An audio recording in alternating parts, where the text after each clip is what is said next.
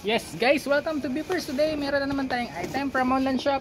Samahan nyo kong i-open and see what's inside. Ngayon medyo matagal-tagal na tayong hindi nakakapag-unbox dahil na-busy tayo guys. So yung mga item ito guys, makikita natin sa description box.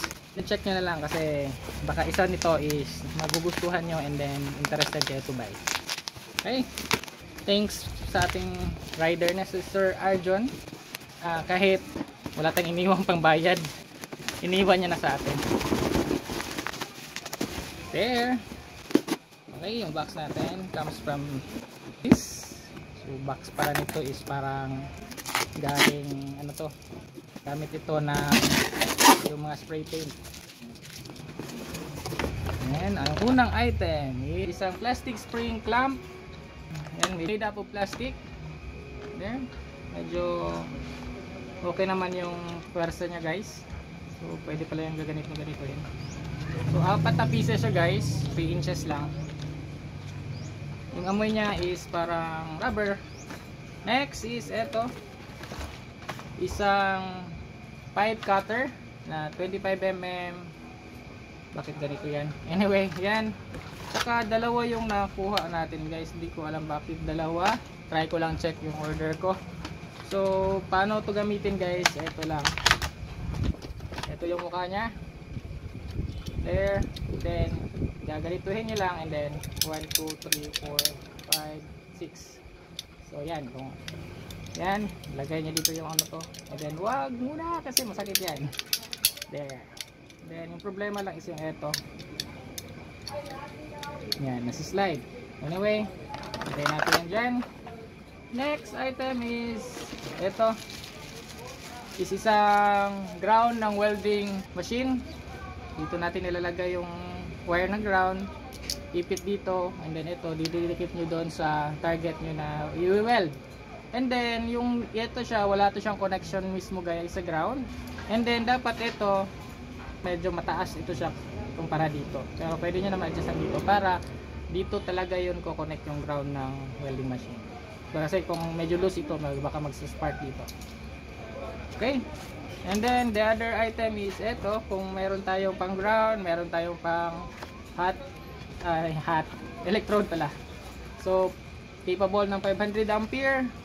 Ito yung mukha niya ng box, and then yung actual na item guys, ito po.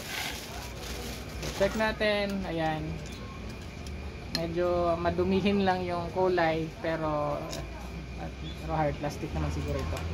And then medyo maaray, medyo masakit yung ipit niya guys. Careful. So gagamitin natin to para sa ating mix to weld na welding machine na napakatagal na sa atin guys. Okay, next is ito. Ito pala isang angle aligner. Meron siyang ito.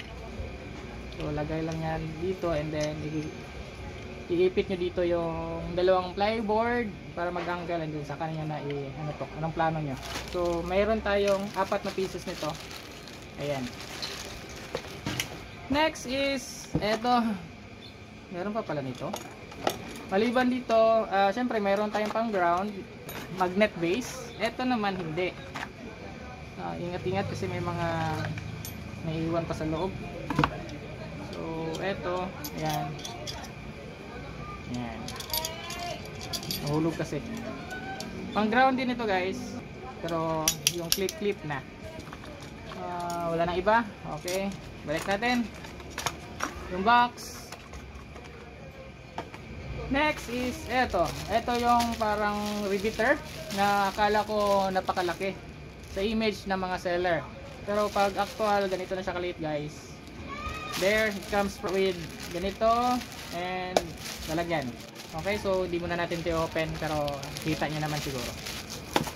Next is eto, chain remover. Very basic lang yung gamit ito guys. Iakyat nyo to, medyo matigas. Yan.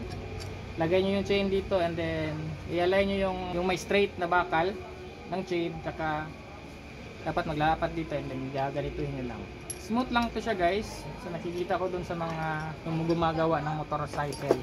And then lastly guys is ito. Ito yung shower natin, na kung makasubscribe kayo sa channel at nakita nyo yung unang video ko ng pag review and then unbox ng hot and hindi siya cold, yung normal water lang, may dinala-adjust tsaka may remote pa yun.